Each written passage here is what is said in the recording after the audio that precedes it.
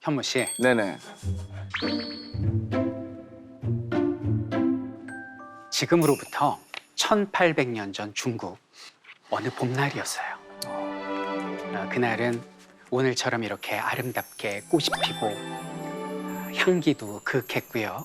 햇살도 따사로웠는데 우리 관객 여러분들처럼 아이와 아내 그리고 가족들이 함께 삼삼오오 나와서 꽃놀이를 즐기고 있었답니다. 그런데 갑자기 지축을 흔들리는 말발굽 소리와 함께 한때 군인들이 나타났어요. 갑자기 이들이 우리 아빠의 멱살을 잡고 끌고 가기 시작합니다. 이유도 없어요. 왜 이런지 모르겠어요. 그러더니 남자들을 일렬로 무릎을 꿇히고 목을 쳐버리기 시작합니다. 그리고 죽은 남자들의 목을 술에 끈으로 달아서 질질질질 끌고 가고요. 이런 시신들의 머리를 본 옆에 있는 대신이 물어봅니다. 아니 멀쩡한 백성들을 왜 죽였어요? 심심해서 라고 대답을 해요. 도대체 이 인간의 탈을 쓴 악마는 누구일까요? 잠시 뒤에 밝혀집니다.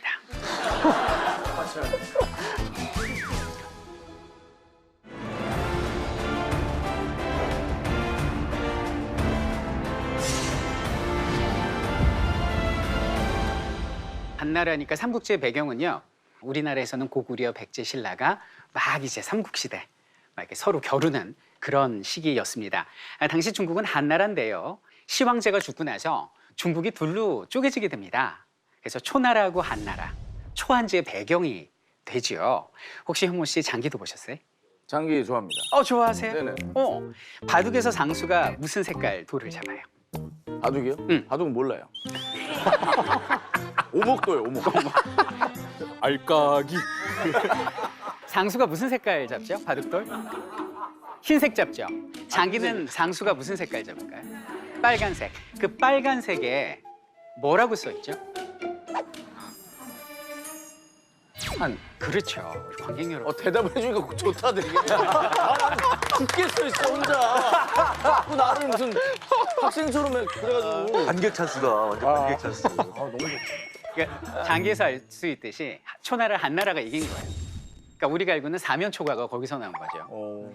그리고 이제 한나라가 이겼어요. 그래서 400년을 갑니다, 한나라가. 그런데 삼국지 첫머리에 나오듯 나라는 반드시 합쳐지면 나누어지고 나눠지면 다시 합쳐진다고 한나라가 이제 망조를 보이기 시작합니다.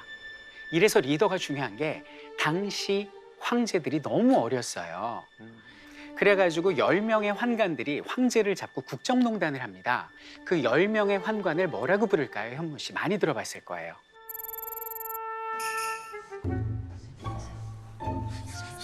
십상시라고 부르죠. 십상시와 외척들이 경쟁을 하듯 하면서 백성들의 골수를 빼먹고 있었어요. 그러니까 백성들이 너무 살기가 힘드니까 농민 봉기를 벌이거든요. 누런색 두건을 쓰고 농민 봉기가 벌어졌으니 그게 무슨 난이었을까요? 황건적의 난이 되는 겁니다. 황건적의 난은 먹고 살게 해달라는 농민 봉기였지만 점점 민가를 약탈하는 도적대로 변했고요. 자, 그러면 이 50만 명의 황건적을, 도적대를 그대로 보고 있을 수 없잖아요. 그래서 중국 전역에서 젊은 영웅들이 등장을 하기 시작합니다.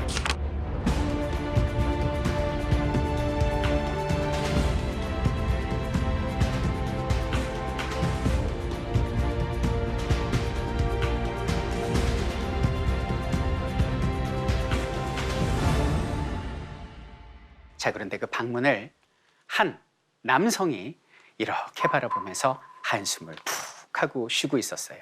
그 사람이 누굴까요? 바로 유비입니다. 유비가 어떻게 생겼을까요, 현무 씨? 여기서 보면은 약간 네, 이적 씨가 생겼어. 이적 씨. 약간 이거 날 이렇게 가르쳤는데. 장비. 아니 뭐 초상화 그래요? 저렇게 생기는. 자, 요 발은 넓게 낫겠다. 이집트의 양식을 그대로 가져왔어요. 서양 미술사를. 자, 유비는요, 귀가 너무 커서 여기는 어깨까지 늘어져 있다라고 얘기를 해요. 귓볼이 좀 이쁜 편이에요. 귓볼 이뻐요. 맞아요. 환상이 좋아. 얼굴빛은 하얗습니다. 오, 내가 알잖아. 그리고 팔이 여기는 무릎까지 내려온다고 돼 있어요. 무릎까지 닿는다. 이게 이제 유비의 모습인데 유비는 혈통이 황실의 혈통입니다. 그래서 굉장히 자부심은 갖고 있었지만 집안이 몰락해서 돗자리 짜면서 살면서 이 황실을 지키고 나라를 살리겠다는 애국심만큼은 투철한 젊은이였습니다. 근데 이 황건적에 난이 벌어졌는데 토벌을 하고 싶은데 돈이 있습니까? 힘이 있습니까? 권력이 있습니까? 쥐뿔도 없습니다. 그래서 유비는 한숨만 쉬고 있었죠. 그렇게 한숨을 쉬고 있을 때 갑자기 뒤에서 쩌렁쩌렁한 목소리가 들려옵니다. 사나이 대장부가 나라를 위해서 힘을 내려고는 하지 않고 어째서 긴 한숨만 쉬고 있단 말이? 소리가 들리는. 뭐야? 그리고 돌아봤더니 세상에 눈은 표범이다. 턱은 제비 같은데 범의 수염을 가진 건장한 남성이 딱 서 있는 거예요.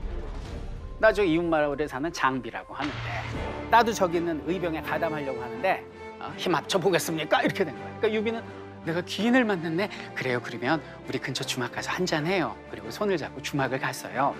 그래서 같이 이제 뜻을 펼치고 있는데 갑자기 주모 술 한 잔 주게.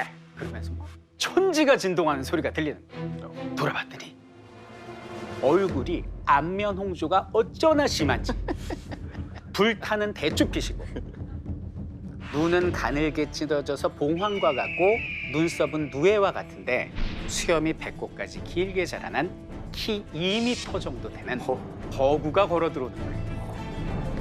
그러니까 이제 주모가 아니 뭐가 이렇게 바빠서 그러세요? 내가 이 술을 마시고 저 황건적 놈들 때려잡을 의병에 지원하기 위해 왔소. 이렇게 얘기해요.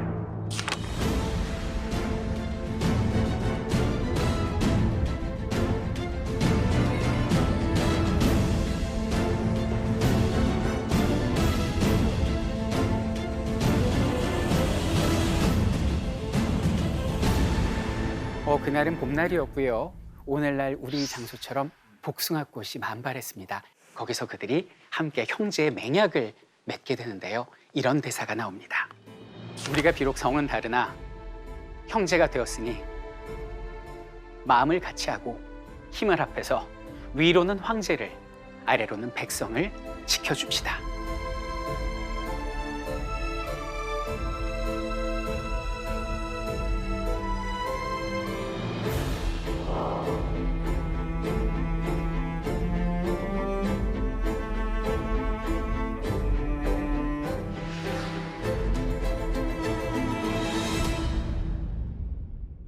자, 유비가 이렇게 도원결의를 맺어가지고 세력을 점점 키우고 있는데요. 이들이 싸움 잘해요, 생각보다. 이 장비가 장팔사모를 꼬나들고 황건적의 적장이 가슴을 빵 하고 찌르잖아요. 그럼 그 어떤 적장의 갑옷도 관통이 되고 청룡 원월도를 갖다가 폴쩍하고 휘두르면 보이지도 않아. 적장의 머리끝부터 말끝까지 전부 다 두동강이 납니다. 그리고 쌍칼, 유비가 쌍고검을 휘두르면서 칼춤을 추면 도망가던 적들도 두건을 벗고 무릎을 꿇을 수밖에 없는 신출귀몰한 새로운 영웅들의 등장이었다라는 거예요. 자, 그런데 이때 황실에서는 십상시와 외척 세력들이 서로 치고받고 싸우느라고 자멸을 해가고 있었어요. 그때 외척 중에 하나가 지방에 있는 호수족 세력 중에 강한 군대를 가지고 있는 한 사람을 불러들이게 됩니다. 그 사람의 이름이 동탁이에요.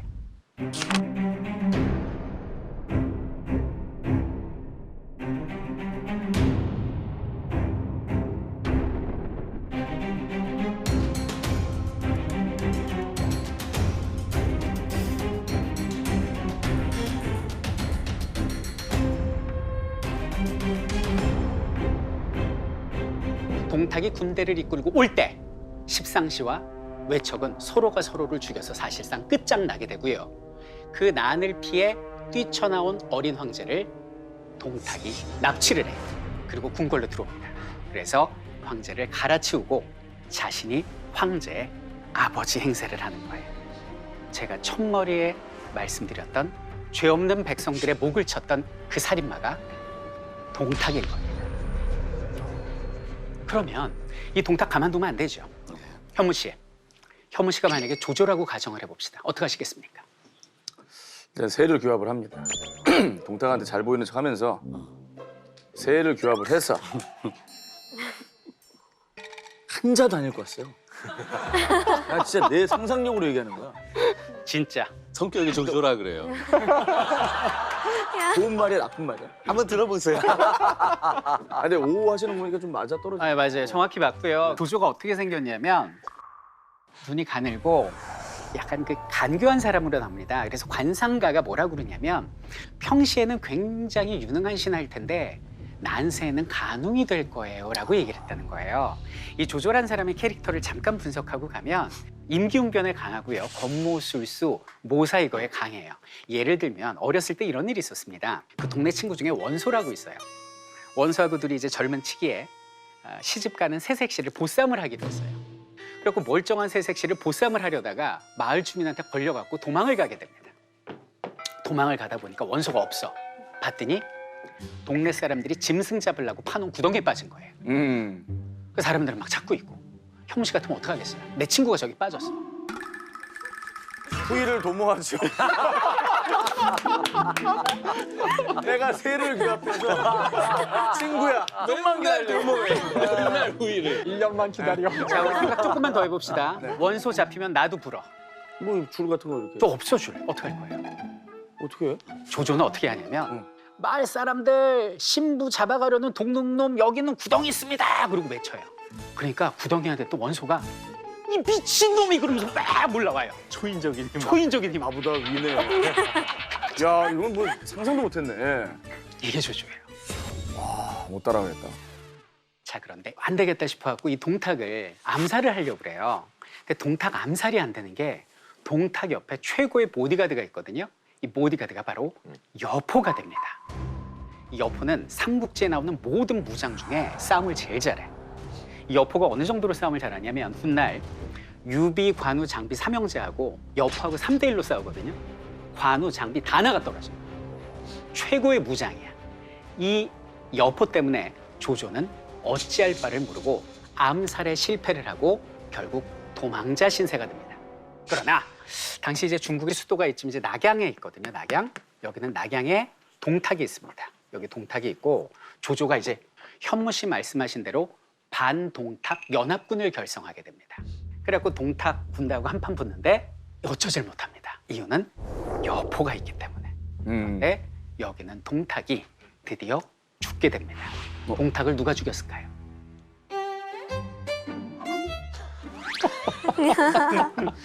조용히. 여포 아니야? 왜냐면 딴 얘기를 안 했는데 여포 얘기 오늘 유난히 총기가 그러세요. 귀가 되게 좋아. 그 당시 이제 황실에 왕윤이라는 사람이 있는데 그 왕윤이 국무총리급 정도 되는데 애국심이 강해요. 어린 황제를 구하고 싶은데 힘이 없어. 저기 조조가 만든 반동탑 연합군도 여포 때문에 힘을 못 써. 어떻게 할까 생각하다가 그래 내분을 일으키자라고 생각을 합니다. 그때 왕윤은 자신의 딸을 바라보게 됩니다. 그녀가 바로 그 유명한 초선이. 그 초선이는 여기는 왕윤 집에 있는 기생이었습니다. 초선이가 얼마나 예쁘냐면 그 중국의 4대 미녀 중에 하나예요. 초선이가 밤하늘에 달을 보러 이렇게 후원에 나왔는데 달이 초선을 보더니 너무 부끄러워서 구름 뒤에 이렇게 숨더래요. 그럴 정도로 미인이에요. 그래서 초선이한테 초선아 부탁을 들어다오.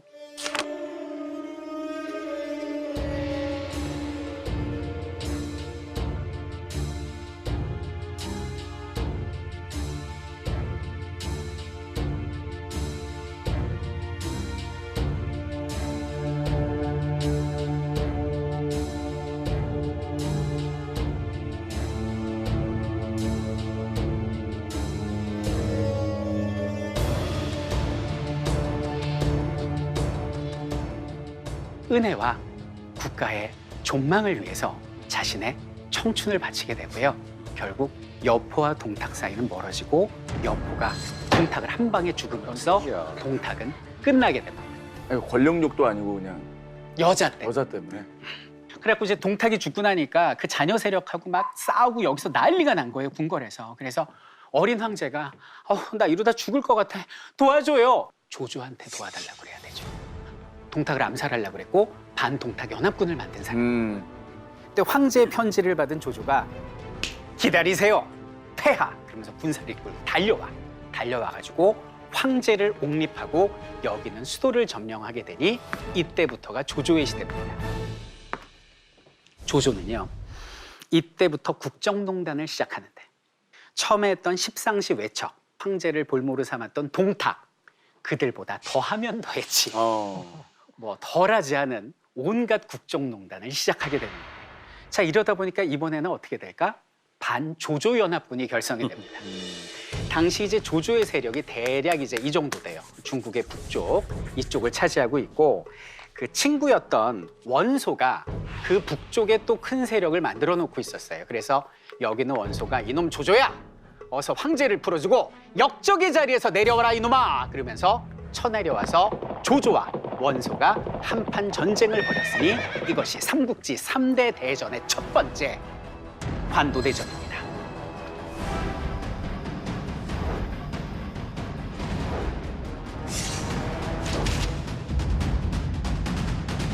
이때는요, 원소가 힘이 더 셌어요. 그 원소가 한 70만 됩니다. 그리고 조조는 한 7만밖에 안 돼. 10대 1이에요. 그리고 조조가 성 안으로 들어가가지고 방어만 합니다. 방어만. 조조의 성이 이렇게 있습니다. 철옹성이에요. 조조가 안 나와. 그러니까 원소가 어떻게 하냐면 이렇게 토산을 쌓아요. 토산을 쌓아가지고 이 토산 위에서 막 화살을 쏘는 거예요. 그러니까 조조가 꼼짝없이 막 화살 비가 내리잖아요. 안 되겠다 싶어가지고 조조는 이 위에서 달석거라는 걸 만들어서 펑 그러면서 돌을 던져가지고 여기는 토산을 무너뜨립니다. 그러니까 원소가 조조 이놈 봐라. 어릴 적 그 조조 맞는데 이 자식 안 되겠다. 땅굴을 파요. 땅굴을 파가지고 영원히 성 안으로 들어가려고 그랬는데 조조가 어떤 짓을 하냐. 성 주변으로 호수를 이렇게 만듭니다. 그래갖고 땅굴을 파던 사람들이 물이 쏟아져갖고 다 익사를 해요. 그래갖고 원소가 안 되겠다. 싸우지 말고 포위를 해가지고 고사작전 말려 죽여야겠다. 그 포위를 하고 있는 거예요. 그래갖고 허유라는 사람이 여기 매복을 하고 있었어요. 근데 여기서 어떤 전령이 말을 타고 몰래 빠져나오는 거예요. 허유가 생각하기에 저거 분명히 어떤 중요한 서신을 갖고 있을 거야. 활로 툭 하고 맞춰가지고 죽이고 가서 서신을 갖다가 딱 빼들었어. 딱 봤더니 나는 조조다. 군량미가 하루치밖에 없다. 빨리 군량을 좀 가져다 달라라는 후방부대에게 연락하는 서신이 나와요. 야, 대박이다. 야, 이거 대박이야. 됐어 이제. 그래서 이걸 가지고 여기는 이 허유가 원소한테 찾아갔어요. 장군, 이걸 보십시오. 조조가 군량이 바닥이 났습니다. 지금 쳐야 됩니다. 이렇게 얘기를 하니까 원소가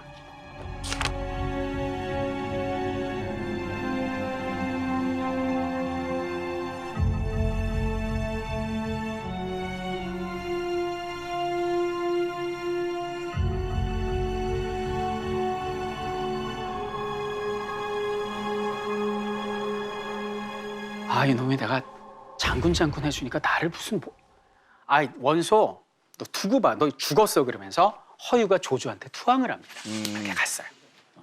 조조야. 오케이. 조조가 허유를 만나고 어떻게 했겠어요? 차갑게. 왜요? 첩자인 줄 알고. 첩자인 줄 알고. 조조가 현모 씨보다 한 수 윗니다. 아이고 허유야! 막 끌어안고 막 뽀뽀하고 난리가 나요. 그러니까 허유가 얘기를 합니다. 조조야, 나 이제 투항했으니까 솔직히 말해줘. 너 군량미 얼마나 있어? 라고 쓱 물어봐요. 그럼 뭐라고 대답하겠어요? 3년치 있어. 이렇게 얘기를 한 거야. 나 1년치는 있어. 이렇게 얘기를 한 거예요. 그러니까 허유가 조조야! 그러니까 조조가 딱 눈치를 채고 그게 사실은 3개월치. 허유가 딱! 이거 봐. 이거 뭐야? 어떻게 된 거야? 그러니까 조조가 아니 이걸 어떻게 네가 갖고. 허유야, 내가 잘못했어. 내가 진짜 잘못했어. 하루치밖에 없어. 내가 정말 막 울어요, 조조가. 나 정말 잘못했고 어떻게 하면 좋겠니? 허유야. 이렇게 얘기를 한 거예요. 그러니까 허유가 진짜였던 거 그럼? 진짜였던 거죠. 그래서 허유가 이 원소 측 진영 옆에 오소라는 지역이 있는데 거기에 원소의 보급 창고야, 거기가. 거기를 쳐라 이렇게 된 거예요. 그래갖고 조조가 그 보급 창고를 치고 불을 질러 버립니다. 그 전쟁은 보급이잖아요. 그래서 원소가 보급이 끊겨가지고 그냥 피투하고 죽고 전쟁에서 패해요. 이게 바로 관도대전입니다. 이 원소의 성을 조조가 차지를 했는데 여기서 이제 기가 막힌 메시지가 나옵니다. 조조가 이제 원소제리에 앉아갖고 딱 이러고 있는데 군사들이 왔어요. 막 달려와가지고 큰일 났습니다. 왜 그래? 이 문서를 보십시오. 문서를 봤더니 조조 진영의 군사들하고 원소 진영의 군사들하고 내통을 한 기밀 문서예요. 이게 배신자들 아니에요. 응. 현무 씨 같으면 이거 어떡할 거야? 품습니다. 역시 조조야. 처음으로 박수를 받았습니다. 우리가 생각하는 조조 같으면 당장 차명해서 할 것 같잖아요. 이렇게 얘기를 합니다.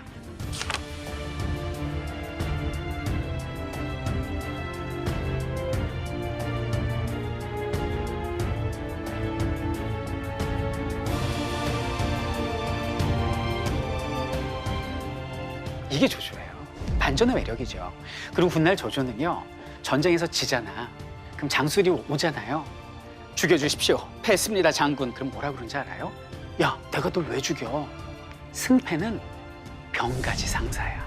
그 말이 여기서 나온 거예요. 그러니까 굉장히 비리로 가득 찬 것 같은데 의리가 있고요. 교활한 것 같은데 아량이 있고요. 반전 친데레. 이 사람이 조조다. 이렇게 보시면 되겠습니다. 그래갖고 이제 여기가 다 조조의 땅이 됩니다. 여기가. 조조의 전성기가 이루어지게 된 거죠. 자, 그럼 이제 원소까지 물리쳤으니 그 다음 조조의 두 번째 타겟은 누구였을까요? 바로 유비였습니다. 왜냐? 나 이외에 또 하나의 영웅이 있다면 그건 유비일 거야라고 누누이 생각을 했어요. 그래갖고 유비를 찾기 시작합니다. 그 삼국지 그 전반부를 보면요, 유비의 주특기는 도망입니다. 맨날 구석기 시대인도 아니고 맨날 이동생활 이렇게 하는. 유비가 생각을 하고 이상하다. 오른팔 관우 있고 왼팔 장비 있는데 왜 내가 이렇게 떠돌아다니지? 머리가 없구나. 싱크탱크 책사를 찾아야겠다라고 생각합니다. 그래서 소개를 받았는데 저 깊은 산속 와룡 선생이란 분이 계신데 이분의 지략이 세상을 꿰뚫는다는 거야. 제갈 공명입니다. 유비가 와룡산을 찾아가 관우장비를 데리고 저 공명 선생 계십니까? 그러니까 이제 거기 집 일 도와주시는 분이 나와서 저희 선생께서 지금 여행 가셨습니다. 아 그래요? 왔어요. 이제 계절이 지났어요. 그리고 두 번째 찾아갑니다. 공명 선생 계십니까? 어쩌나 들어오셨다 또 여행 가셨는데요. 그러니까 이제 장비가 살짝 기분이 나쁜 거예요. 아니 이 자식이 말이야 또 여행을 가? 형님 이런 놈 필요 없어 갑시다. 장비야 무슨 소리야? 꼭 다시 찾아오겠다고 전해주십시오. 가. 해가 지나. 그리고 또 가요. 그래서 세 번째 찾아갔을 땐 아예 유비가 산을 갈 때 말에서 내려서 걸어가요. 그러니까 장비가 형님 왜 걸어가요? 말 타고 가야지. 발 아파 죽겠어요. 우리가 책사를 모시러 가는데 어찌 말을 타고 갈 수 있겠느냐. 예의 범절을 갖춰서 걸어가자. 이러면서 진정성을 가지고 찾아가. 공명 선생 계십니까? 예, 계십니다. 주무시고 계시는데 깨울까요? 깨우지 마세요. 기다리겠습니다. 지켜. 근데 공명이 비범한 인물인 게 보통 혐우 씨 잠에서 깨면 제일 먼저 뭐 합니까? 그래요? 예. 제 이름 검색하는데요.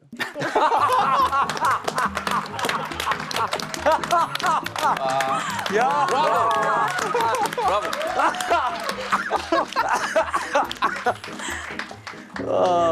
조금도 예상을 못했다 이거 진짜. 공명은 잠에서 일어나자마자 부채를 꺼내들고요. 이렇게 점의 트레이드마크예요. 부채를 붙이면서 시를 한 수를 봐요. 아름다운 봄날이구나. 시를 읊다가 아니 인사드리겠습니다. 저는 유비라고 하고 자는 현덕이고 황실의 후손. 그 사람은 레파토리가 있어요. 계속 줄줄줄줄 자기소개를 해요.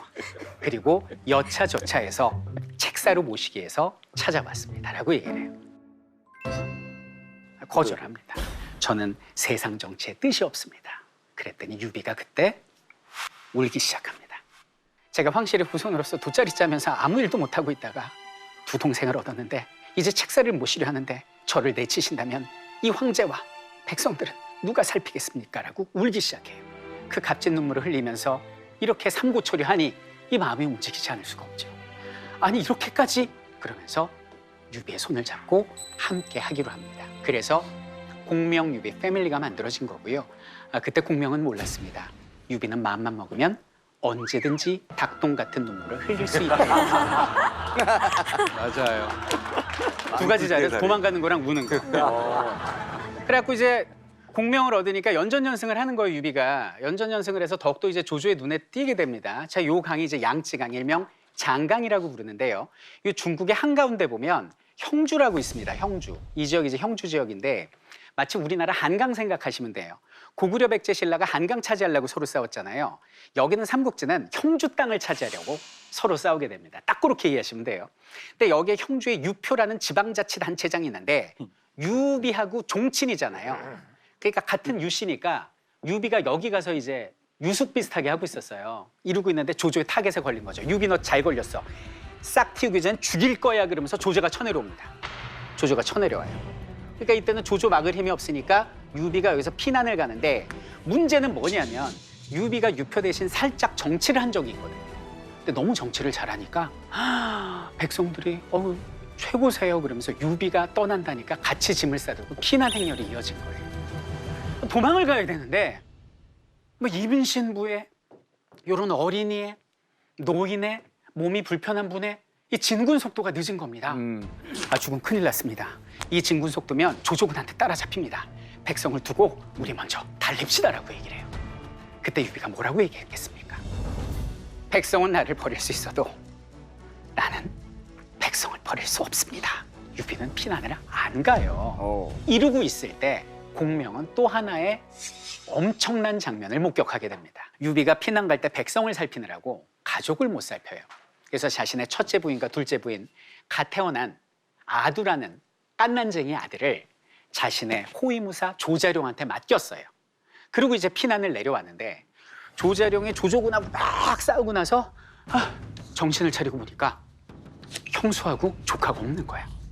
놓쳤어. 큰일 났다 싶은 거죠. 조조군 적군 진영에 있는 거야. 두 형수가 조카랑. 형수 같으면 어떡하시겠어요? 후회를 새해를 기억하요. 일관되게. 아니 왜냐면 어떻게 안 되잖아요. 조자룡이 그런 판단을 했으면 소희 씨의 원픽이 될 수 없었겠죠. 소희 씨의 마음을 빼앗는 장면이 나옵니다. 조자룡이 몸 빠른 애들을 뽑아가지고 특공대로 달려가. 조조군 팍팍 날리면서 달려가. 가다가 형수님! 큰 형수를 만나. 그래갖고 작은 형수는요. 놓쳤어요. 내가 먼저 내려왔어요. 야, 여기는 부하장수 다 와봐. 다 모여서 큰 형수님 안전하게 후방으로 피신시켜. 저기 작은 형수는 내가 혼자 간다. 그러면서 말을 타고 달리는 거예요. 말을 타고. 형수님 그러면서 가다가 작은 형수가 있어 하는데 작은 형수가 미동이 없어. 왜? 봤더니 온몸이 다 피야. 이 부상을 입고 어린 깐난쟁이 아두를 안고 있는 거예요. 형수님 제가 왔습니다. 저기 빨리 가서 치료받읍시다. 말아타십시오. 도련님 전임이 끝난 것 같아요. 우리 아들 아두만 데리고 가세요. 형수님 안 가면 저도 안 갑니다. 아예 아두를 맡기고 바로 우물에 스스로 몸을 던집니다. 소름. 조자룡은 피눈물을 씹어 삼키면서 아두를 어린 그 아이를 갑옷 속에 품고 말을 타고 유비에게 달려갑니다. 근데 저 앞에 조조의 군사가 개미떼처럼 버티고 있는 거예요. 형님, 자룡 갑니다. 내가 삼산 조자룡이다. 이러면서 적군의 장수들의 목을 베면서 거기를 직통으로 통과를 하고 유비한테 달려온 거예요. 그리고 말에서 내렸는데 세상에 머리부터 말까지 전부 다 피를 뒤집어 쓴 자룡이 쩔뚝쩔뚝하면서 온몸에 자상을 입고 유비 앞에 온 거예요. 작은 형수를 지키지 못했어요. 너무 죄송합니다. 그런데 이 아두 제 조카는 지켰습니다. 유비의 품에 이렇게 안겨줘요. 유비가 깐난쟁이 자기 아들을 이렇게 안고 있더니 갑자기 아이를 땅바닥에 내동댕이 치고 뭐야? 그래서 다 놀래가지고 아니 무슨 짓이에요? 죽은 왜 이러세요? 그러니까 유비가 뭐라고 그러냐? 내 저 못난 아들놈 때문에 내 팔다리 같은 사랑하는 부하 장수를 잃을 뻔했구나. 자룡은 그 자리에서 무릎을 꿇고 이렇게 얘기를 합니다. 상산 조자룡, 하늘과 땅에 맹세하노니 제가 죽는 그날까지 주공을 배신하지 않겠습니다. 라고 얘기하고 유비도 함께 무릎을 꿇고 자룡과 울기 시작해요. 그걸 공명이 지켜보고 있었어요. 공명은 그때까지 신입이었어요. 이 회사나 조직 분위기를 몰랐거든. 이 뭐 하는 집단인가 싶었는데 그 백성을 버릴 수 없네. 그 아두 집어던지고 조자룡을 품는 그 모습을 보면서 이래서 유비유비 하는구나. 나도 남은 인생을 이들과 함께 하리라 라고 맹세를 하게 되죠. 이게 그 유명한 유비의 형주 탈출기입니다. 그래갖고 조조가요, 여기 있는 형주까지를 다 차지합니다. 그럼 이제 어디만 남았느냐? 사실상 이 지역만 남게 되는데 여기를 잘 들으셔야 돼요. 여기가 강동 지역입니다. 이 강동 지역은 아무래도 강을 끼고 있으니 농사가 잘 되고 실빛줄처럼 지류가 있어서 무역에도 능합니다. 이걸 조조는 먹고 싶었어요.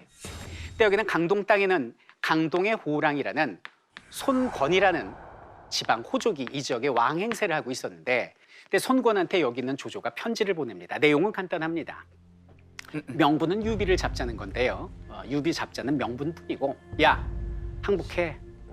강동 넘겨. 내가 그러면 죽이진 않을게. 손권은 정말 고민했어요. 내가 아버지부터 형님 때까지 지켜왔던 강동을 조조한테 넘겨? 국론이 쫙 걸립니다. 지금 조조한테 항복하는 것은 조상에 대한 예의가 아닙니다.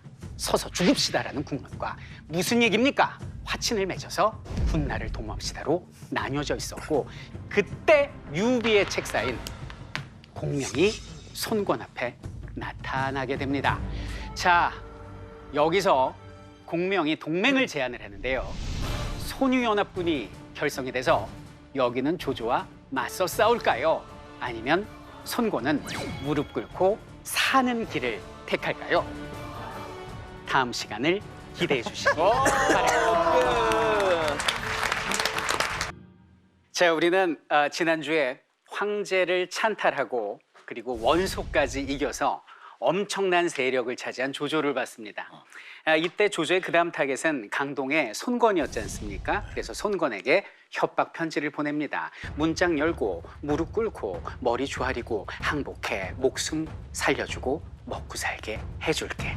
손권은 굉장히 고민하고 있었는데요. 그때 여기는 유비의 책사였던 공명이 찾아오게 됩니다. 자, 뭐라고 얘기를 하느냐? 일단 조조군 같은 경우는 첫째, 여기는 육전에 강하잖아요. 근데 여기는 강동 땅에 오면 이 장강을 중심으로 해상 전투를 해야 되는 거예요. 근데 육지에서 싸우던 사람들이 어떻게 물에서 잘 싸울 수가 있겠느냐? 이게 절반은 힘을 못 쓴다. 그리고 두 번째, 조조의 100만 대군 중에 대부분은 형주에서 억울하게 잡혀온 사람들이다. 조조에 대한 충성심이 없으니 제대로 싸우면 다 도망갈 거다. 그리고 세 번째는 이 북쪽에 사는 사람들이 강남 지역에 왔어요. 덥잖아요. 그러면 이 사람들이 풍토병 때문에 지금 피식피식 쓰러져 가고 있으니 우리 한번 힘을 합치자. 유비 손권, 손권 유비, 손유연합군 만들어가지고 저기는 역적 조조놈을 타도하자. 그러니까 손권이 오케이, 그렇게 합시다. 이렇게 된 거예요. 그래서 여기는 손권의 오른팔 왼팔이 있는데, 첫 번째 우리가 알아야 될 사람이 주유라는 사람이고요. 두 번째가 노숙이라는 사람입니다. 여기는 노숙은 손권에게 공명을 모셔와서 소개해 준 게 노숙이에요. 그러니까 큰 공이 있어, 이 사람은. 그래갖고 이제 같이 힘을 합치기로 해서 손권도 좋아하고 노숙도 좋아하는데 주유가 불편해합니다. 왜냐? 당시 제갈공명이 유비보다 20살이거든요. 아들뻘이죠. 새파란 게 말이야, 마음에 안 드는 거예요. 사후로는 공명을 부릅니다, 주유가. 나 당신 못 믿겠어. 전시 상황에서 능력을 한번 보여줘. 나 열을 드릴게. 화살 10만 개만 만들어줘. 이렇게 얘기를 합니다. 현무 씨가 공명이야. 열흘 동안에 화살 10만 개를 마련하래. 가능하겠어요? 어떻게든 방법을 찾을 것 같은데. 어떻게 하겠어요? 아니 뭐 말미를 더 주시오. 말미를 더 주시오. 제갈공명은 정반대의 얘기를 합니다. 고작 화살 10만 개 마련하는데 열흘이요? 3일 만에 마련하겠습니다. 이렇게 얘기를 하는 거예요. 만약에 제가 화살 10만 개를 3일 안에 만들지 못하면 내 목을 치시오. 그래요? 굴영장 가져와라.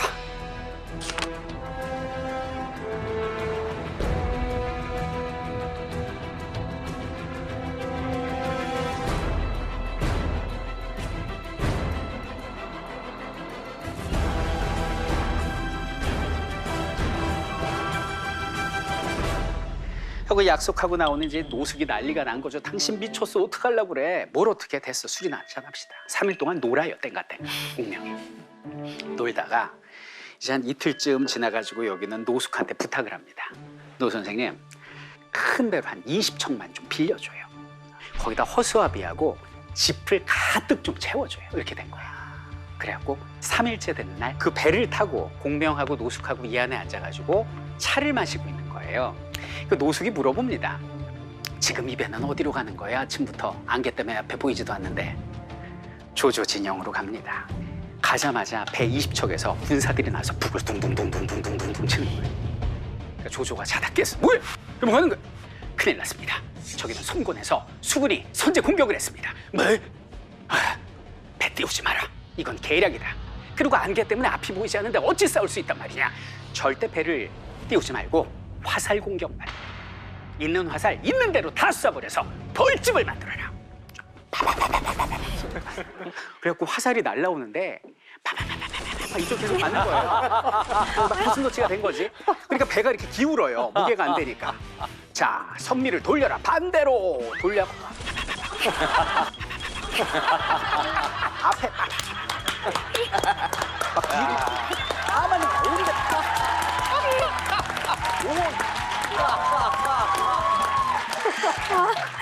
온통 벌집이 됐어. 120척이 고슴도치.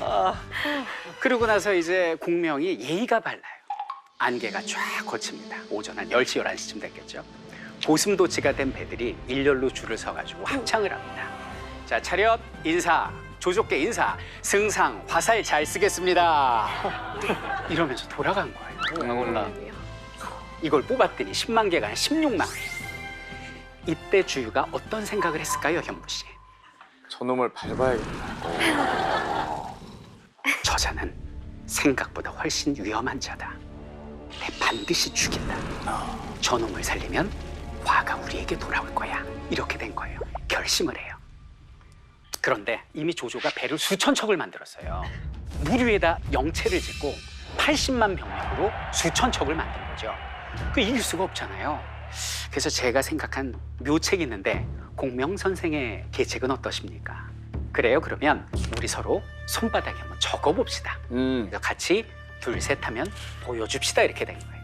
그래서 손바닥에다가 서로 이렇게 적고서 주유가 공명한테 다가갑니다. 공명, 제가 주유예요.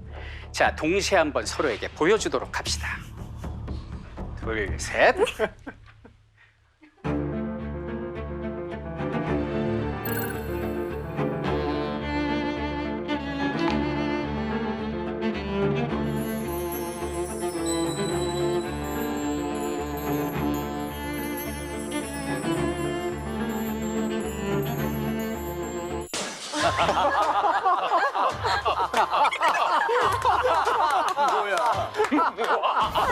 썼어.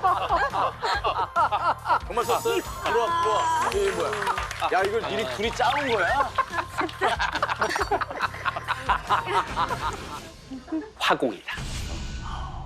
화공으로 이기자. 서로 뜻이 통한 거예요. 근데 문제는 뭐냐면 배에 불을 붙여갖고 들이받을래도 수천 척이 확 흩어져 버리면 피해를 한 방에 입힐 수가 없잖아요. 그리고 우리가 화공선인 줄 알면 가까이 다가오게 두겠어요? 피하든가 어떻게든 침몰시키든가 하지. 그래갖고 이제 생각하느라고 시간이 자꾸 지체가 되니까 주유의 그 부하 장수 중에 나이가 많은 그 장수가 있습니다. 이름이 황계라는 사람이에요. 이 황계라는 사람이 한마디 합니다. 겁이 나는 거예요? 왜 전쟁을 질질 끌고 그래? 이거 보세요, 장군. 계책 세우느라고 그래요. 뭘 계책을 세워? 겁나서 그러는 거 아니야? 말씀이 심하십니다. 영감? 야 이 자식아! 이라고 나이 많은 황계가 대든 거예요. 그러니까 이 성을 이룬 주유가 곤장 100대 쳐! 이렇게 된 거예요.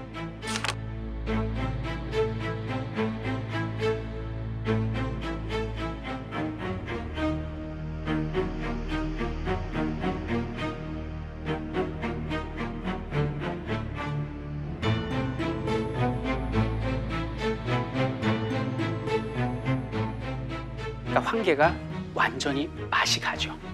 역심을 품고 조조한테 편지를 보내요. 제가 철없는 주유놈한테 곤장 100대 맞고 죽어가는데 5월 5일 날 배에다가 곡식을 가득 싣고 투항을 할 테니 저를 받아주십시오. 라고 편지를 보내요. 조조는 좋죠. 오케이 이렇게 된 거죠. 그런데 이 황계와 주유는 짜고 치는 계략이었던 거예요. 진짜 때린 거였는데? 진짜 때려요. 때려야 믿지. 믿으니까. 그러면 때리면 내 엉덩이 살이 뭉개지고 다리가 부러질 정도로 내 육체가 고통을 얻죠. 계책을 위해서 어쩔 수가 없죠. 요걸 네 글자로 뭐가 될까? 고육지체? 고육지계가 여기서 나온 말이에요. 그런데 여기는 조조가 스파이 하나를 강동 쪽에 보냅니다. 장간이라는 사람을 이렇게 보냈어요. 장간을 보내서 동태를 살펴라 그랬는데 주유가 장간을 보자마자 야! 너 스파이지? 너 일로 와! 그러면서 장간을 갖다가 유폐를 시켜요. 한 마을에. 스파이가 들통나가지고 또 얘가 갇혀버린 거예요. 갇혀있는 마을을 둘러보다가 한 초가집에서 불빛이 새어나오는 거예요. 글 읽는 소리가 들리는데 너무 청량하고 낭랑한 선비의 목소리야. 그 들어가서 물어봤어. 저 혹시 죄송한데 누이십니까? 예. 저는 원래 강동의 책사였는데 주유놈한테 눈밖에 나서 이곳으로 유배를 온 방통이라 합니다. 방통? 아니 그 신통방통하다는 그 와룡과 봉추를 얻으면 천하를 얻을 수 있다 했는데 와룡은 공명이요. 그 봉추 신통방통 선생이 여기에 유배 와 있다니. 그래가지고 두 사람이 몰래 배를 타고 조조 진영으로 옵니다. 그 조조는 너무 좋을 거 아니에요. 방통을 얻었으니까. 그래서 방통시키는 대로 하는데 이 조조 군대가 육지에서만 싸우다 보니까 배만 타면 멀리를 해요. 막 토하고. 그리고 혐오시 활 쏴봤죠. 야. 쏴줘요? 되게 석궁을 한번 국궁이었나? 그걸 선생님하고 하면 쐈는데 시위가 안 당겨져. 제 뺨만 이렇게 몇 번을 이렇게 안 되더만. 그죠? 무거워. 네. 근데 두 발을 땅에 딛고서도 안 되는데 안 돼. 이 장강은요 말이 강해지 파도가 쳐요. 이 사이즈가 다르거든. 이게 돼요? 방통의 계략은 뭐냐면 수천 척의 배를 사슬로 하나를 엮으세요. 그 배와 배 사이에 널빤지를 받고 군사와 보급품이 일사불란하게 이어질 수 있고 큰 배가 만들어지잖아요. 수천 척이 하나가 돼서. 그러면 움직임도 없지 않겠습니까? 이렇게 하니까 조조가. 근데 정말 미동도 없고 쫙 한데 그 위용이 기가 막힐 거 아니에요. 조조가. 됐어. 다 죽었어. 이러고 있었어요. 자, 근데 이 방통도 사실은 주유가 보낸 스파이였거든요. 그래서 조조한테 요 계책을 얘기하고 핑계대고 빠져나왔어요. 그럼 이제 화공선도 준비됐겠다, 이제 황계가. 그리고 적의 배도 묶어놨겠다. 완벽한 것 같잖아. 그런데 갑자기 이렇게 시차를 나갔던 주유가 깃발을 보자마자 피를 토하고 쓰러집니다. 병조 누웠어요. 이때 잊었던 그가 찾아옵니다. 제가 일 공명. 제가 사람 병도 좀 고치는데요. 처방전을 가져왔습니다. 다 펼쳐봐, 주유가. 모든 것이 준비되어 있는데 동풍만이 아쉽구나 이렇게 써 있는 거예요. 자, 이게 무슨 얘기냐? 이때가 한겨울이에요. 한겨울은 무슨 기단이 불죠? 시베리아 기단이 붑니다. 지금 조조가 여기 있잖아요. 화공을 해서 들이받아야 되는데 바람이 이렇게 불어버리니까 화공을 써봐야 우리한테 오는 거예요, 불이. 여름에 부는 북태평양 기단이 불어줘야 되는 거예요. 동남풍이. 근데 계절이 겨울이니 이게 안 되잖아요. 그러면 여름까지 기다려? 그냥 주유가 피를 토하고 쓰러진 거예요. 이때 여기는 공명이 이런 말을 합니다. 제가 바람과 구름을 움직일 줄 압니다. 높은 제단을 쌓고 120명의 깃발을 든 신성한 남자를 주시면 제가 20일부터 기도에 들어가서 22일 사흘째 되는 날 바람의 방향을 동남풍으로 바꾸겠습니다. 이렇게 얘기를 하는 거예요. 근데 이게 이쯤 되면 이게 사기거든요, 이게. 사기인데 이 주유가 이걸 믿어요. 왜냐하면 화살 16만 개에서 이미 이 사람은 그냥 맛이 갔거든. 그래, 공명이라면 가능할 거야. 그래가지고 그때부터 공명이 딱 앉아갖고 주문을 외워요. 아브라카다브라 말발타살발타 오랑바리바라 말이 한 3일 동안 막 근데 3일째 되는 날 원전에 따르면 깃발이 미동도 안 하더래. 바람이 안 불어서. 그런데 갑자기 확 하고 깃발이 동남풍이 붑니다. 이때 주유 기절하는 줄 알았어요. 어떻게 공명은 바람의 방향을 바꿨을까요? 분명히 못 살겠네. 이 비상식적인 얘기 후토크 때 김상우 교수님께서 아 그런 건 다 내 거야 왜? 누가 해요 그럼? 과학으로 풀어주시겠습니다. 바람의 방향이 바뀌었어요. 그래갖고 주유가 조조배를 철학으로 이제 화공선을 보냈어. 그 다음에 뭘 했을까? 주유가요? 네.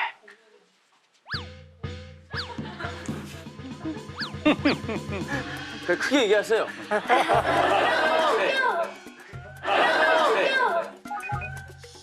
이 모든 게 너무 짜증이 난 나머지 내 이번 생엔 제일 못 이기겠다.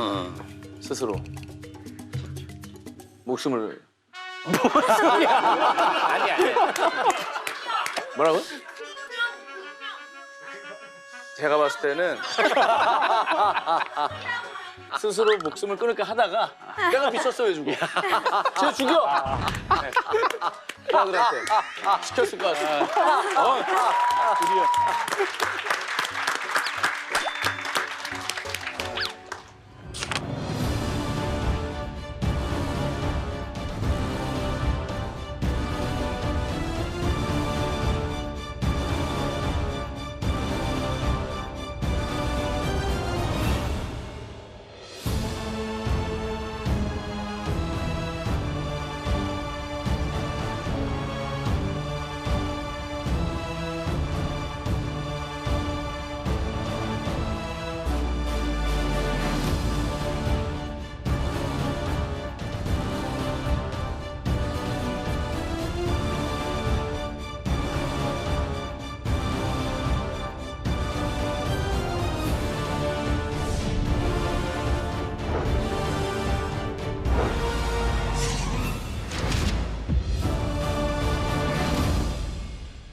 여기는 이제 화공선이 갑니다. 조조는 방주를 두고 이렇게 딱 기다리고 있는데 배가 옵니다. 아 그래? 저거 한 개 항복하는 배야. 그냥 둬. 가만히 있어봐. 근데 곡식을 싣고 오는데 배가 왜 저렇게 빨리 달려오지? 야 느낌 이상하다. 이거 뭐지? 갑자기 조조의 얼굴에 바람이 확 불어오는 거예요. 조조는 이전에도 의심을 안 했던 게 당연히 북서풍이 부니 조조가 바보가 아니거든요. 화공 공격은 불가능하다고 생각했는데 갑자기 맞바람이 치는 거예요. 조조 입장에서 이거 뭐야 하고 있을 때 갑자기 적의 수십 척의 배들이 펑 하고 불덩어리로 바뀌더니 쫙 하고 밀려 들어오는 거예요.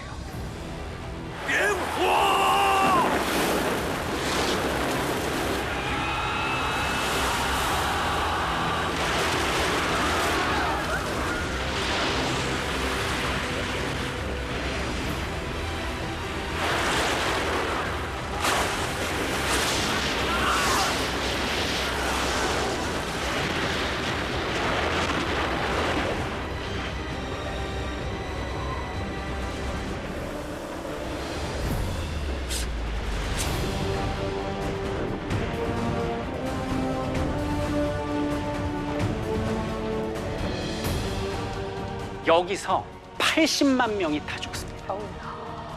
이게 그 유명한 적벽 대전입니다.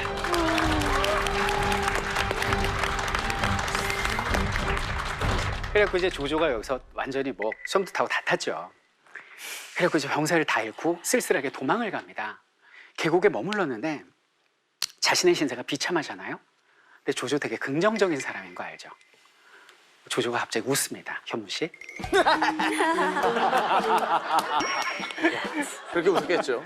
아이 아니 내가 공명이었으면 여기 딱 매복시키기 좋잖아 골짜기에. 여기 매복 들었으면 우리 다 끝났는데 아무도 없잖아.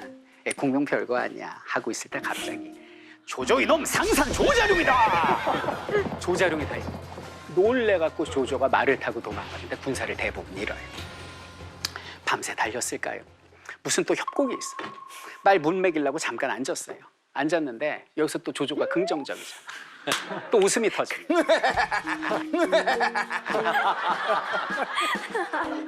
이거 뭐 공명 별거 아니네. 야 여기가 진짜 야 여기에 매복하면 진짜 우린 끝나. 아무도 없잖아. 조조야 이놈아! 장비가 나타나는 거야. 어이 뭐야? 말 한 장도 없이 말 타고 도망가요. 옷도 제대로 갑옷도 못 입고 도망가. 또 이제 또 달렸어. 달리다가 급기야는 이제 계곡에 또 쉬러 앉았어요.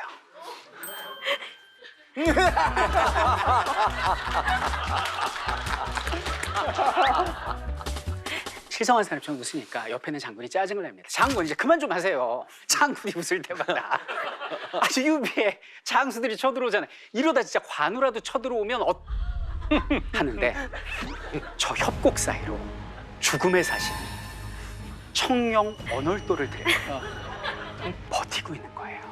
관우였습니다. 아니 도대체 이게 어떻게 된 일일까요? 조조가 아니 어느 경로로 피신할 줄 언제 피신할 줄 어떻게 알았을까? 여기는 시침을 다시 한번 뒤로 돌려보겠습니다. 공명은 아브라카다브라 말발타 살발타를 하다가 바람의 방향을 바꾸고 사람들이 놀라워할 때 쓱 몸을 피신해서 나와서 조자룡의 배를 타고 유비 진영으로 돌아갑니다. 자 모이세요. 자 시키는 대로 잘 하셔야 됩니다. 첫 번째 조자룡. 저는 A 지점에 조조가 반쯤 불타서 도망올 테니까 그때 조조를 급습해 주세요. 대신 끝까지 쫓지 말고 대략 퇴로를 열어주세요. 알겠습니다. 네. 자 그다음에 우리 장비. 네. 우리 장비는 B 지점에 급습해 주세요. 네. 대신 끝까지 쫓지 말고 그냥 퇴로를 열어주세요. 어허. 알겠습니다. 그리고 이제 유비한테 얘기합니다. 주공, 저하고 같이 차 한잔하면서 이 상황을 지켜보시죠. 이렇게 그러지요. 거예요. 근데 이제 조자룡 장비한테 다 일을 맡겼는데 관우만 역할을 안 준 거예요. 관우가 화가 나잖아요. 아, 죄송하지만 관우 장군은 보낼 수 없습니다. 옛날에 조조한테 신세를 지셨잖아요. 지금 타고 있는 적토마 조조의 선물이잖아요. 당신은 우리를 배신할 거야. 그러니까 관우가 여기서 좀 발끈한 거죠. 내가 조조 밑에 있을 때 적장복을 몇 개를 날렸는데 나 이미 신세 갚았어요. 이 사람이 미쳤나? 내가 형님을 배신한다고? 만약에 조조를 만났는데 내가 조조를 그냥 보내면 내 목을 드리겠어. 근데 만약에 조조가 당신이 말한 C 지점으로 안 오잖아? 그럼 당신 목을 주시오. 굴영장 가져와라. 굴영장을 써요. 무섭네. 그래서 이 약조를 하는데 그리고 이 상황이 온 거예요. 그 관우가 딱 버티고 있는 거지. 정말 조조가 또 꼬리 내릴 때는 한없이 내리잖아요. 그래갖고 막 눈물 콧물 흘려가면서 살려주시오. 의리의 관우하니 이 얘기를 하니까 근데 관우는 여기서 조조 목 안 가져가면 자기가 죽잖아요. 이렇게 얘기를 합니다. 보내드려라. 그래도 내가 한때는 주군으로 모신 분이다. 그러면서 보내드리라고 하는 거예요.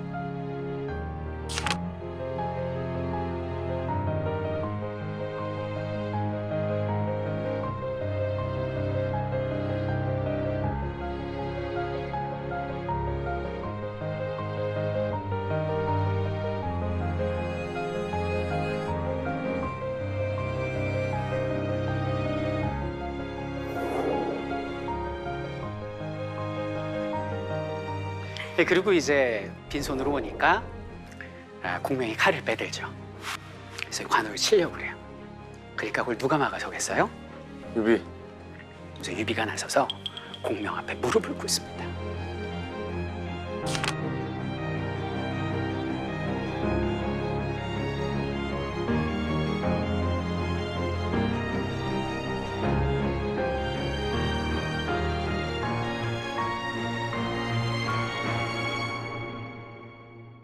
근데 이 모든 것도 사실 공명이 계획을 한 거예요.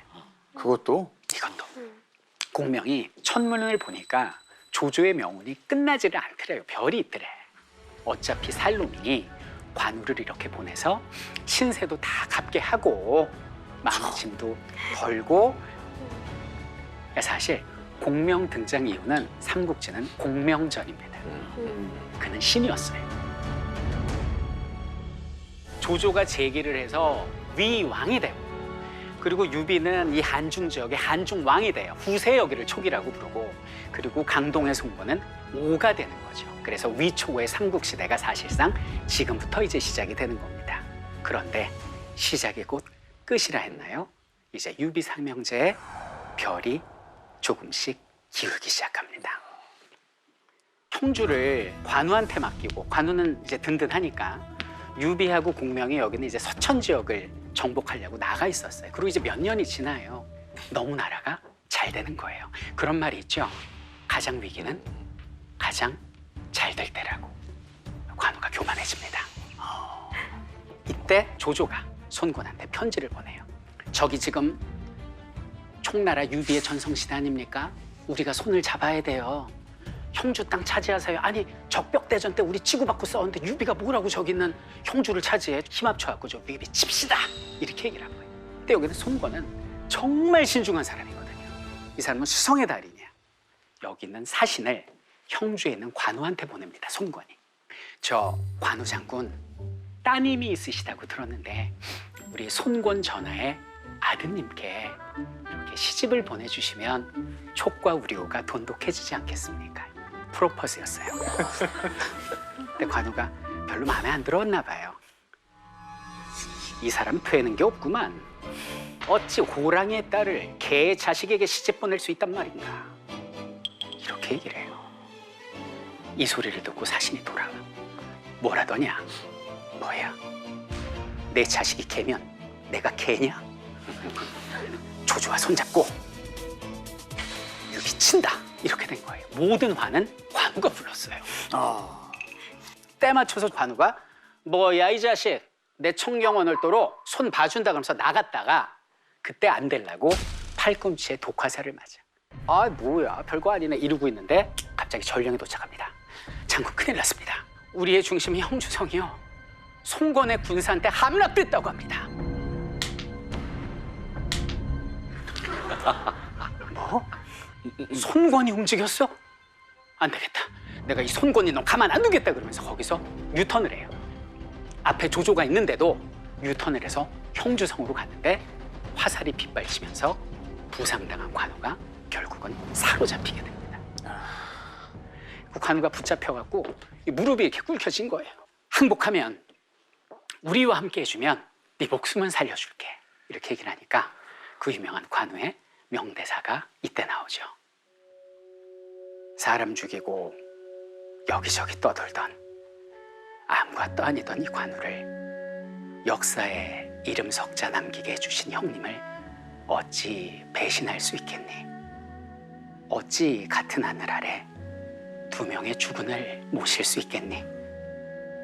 옥을 부숴 깨트릴 수는 있어도 그 빛을 없앨 수는 없고 대나무를 태워 없앨 수는 있어도 그 절개를 꺾을 수는 없는 법이다. 한날 한시에 형님과 죽기로 했는데 그 약속을 지키지 못하는 것이 안쓰러울 뿐이다. 쳐라. 관우의 말을 듣고 동호의 군사 중에 울지 않는 자가 없었다. 그래서 여기는 손권이 관우의 목을 친 거예요. 이렇게 관우가 죽습니다.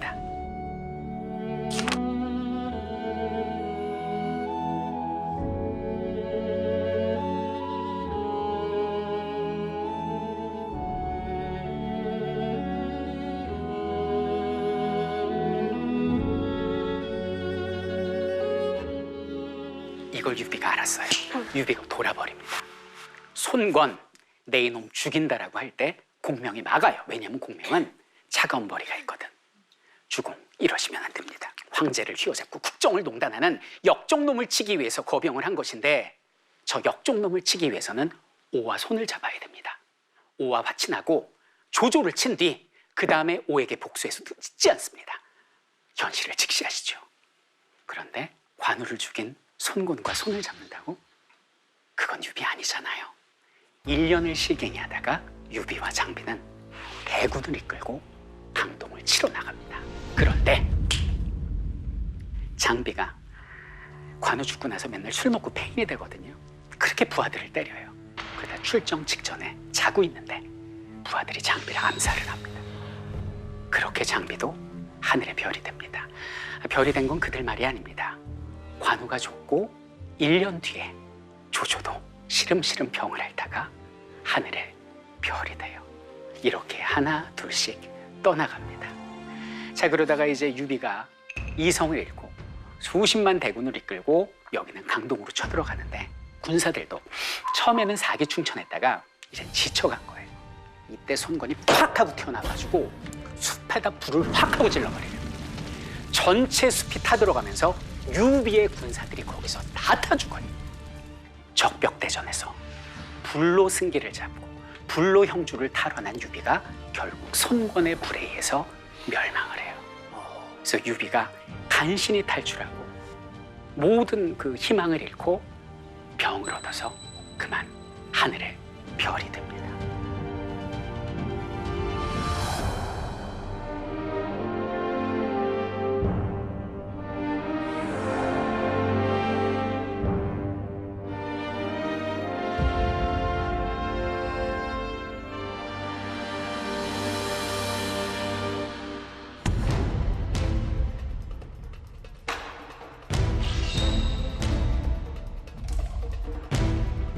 조조 죽은 다음에 조조의 아들 조비가 이제 등장을 합니다.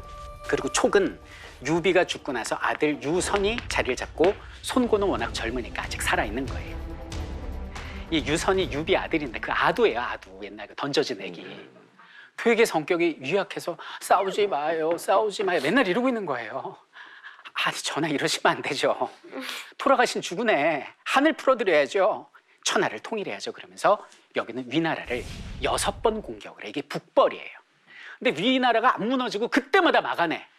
아니, 조조가 죽었는데 어떻게 가능해? 뭐죠? 새로운 영웅의 등장입니다. 사마의. 마지막 영웅이죠. 사마의는 조조의 책사였는데, 근데 문제는 뭐냐면 계속 전쟁은 돈인데 보급주기도 뭐하고 굉장히 공명이 곤란한 상황에 처해집니다. 이런 상황에서 사마의가 팍 하고 쳐들어와요. 무서운 사람이에요. 공명 최대의 위기입니다. 공명은 어떻게 하냐면 검구를 들고 이적의 모습을 보입니다. 갑자기?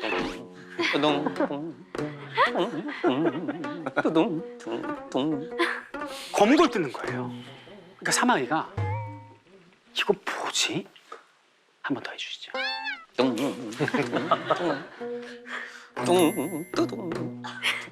계략이다. 봐라, 음에 흔들림이 없지 않느냐. 플랫 대고 샵 대구가 없어. 정음을 누르고 있다. 이건 계략이다. 전혀 떨지 않고 있어. 물려라. 그리고 등을 돌리고 목패래요. 무서워서? 정말 아무것도 없었는데 검은고 하나로 15만을 막는 장면이에요. 말도 안 돼.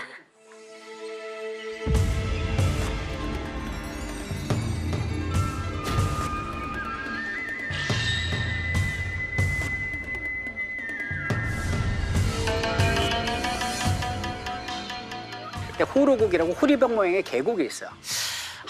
저기가 공명의 보급 창고인데 왠지 매복을 하고 있을 것 같은데. 어이, 병사 1. 예, 드디어 등판. 예. 가서 한번 살펴봐 주게. 어떻게 이렇게 매복이나 이런 게 보이던가. 아우, 전혀 없고요. 완전 분량 막 넘쳐요, 막. 네. 분량이 네. 잔뜩 쌓이. 당장 쳐들어가는 거 좋을 것 같아요. 장강명의 말을 듣고 가자. 그러면서 그 안으로 갔어요. 갔더니 정말 뭐 이렇게 곡간이 잔뜩 있고 거기 뭐 이렇게 쌀강아리가 있는 거예요. 아, 됐다.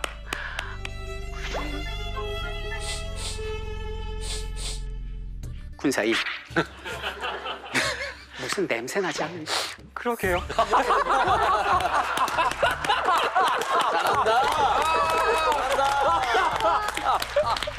뭐 이렇게 시키면 다 그냥 이렇게. 이게 무슨 냄새지? 무황 화약 냄새 같은데. 이복의 군사, 저 쌀가마니를 열어보고 쌀이 있는지 한번 확인해 보. 네. 너무 푸졸 톤이다. 아, 그래서 쌀가마니를 찍고 딱 열어봤더니 쌀이 아니라 화약이 잔뜩 들어있는 거예요. 사마의! 그런 걸 보고 올려다 봤더니 공명이 위에서 내 이놈! 그러면서 불화살을 쏘는 거예요. 바닥에 불이 떨어지면서 빠바바바바방 하면서 불바다가 됩니다. 순식간에. 육지의 적벽대전이에요. 탈출하라! 계략이다! 그러면서 탈출하려고 그러는데 호로곡이잖아요. 이때 불바다 지옥 속에서 사마이가 통탄을 합니다. 아, 하늘이 이 사마이를 이렇게 버리는구나. 내 이렇게 살아서 뭐하나. 먼저 떠나간 주공, 제가 쫓아가겠습니다. 그런데 툭! 툭! 뭐야? 투투투투투투투투투 쏘아! 하늘에서 소나기가 내리는 거예요. 우와. 자, 하늘은 이 사마이 편이구나. 이때 절벽 위에서 공명이 그 비를 맞으면서 피눈물을 흘립니다. 이를 사람이 계획한다 하여도 이루는 것은 하늘이구나.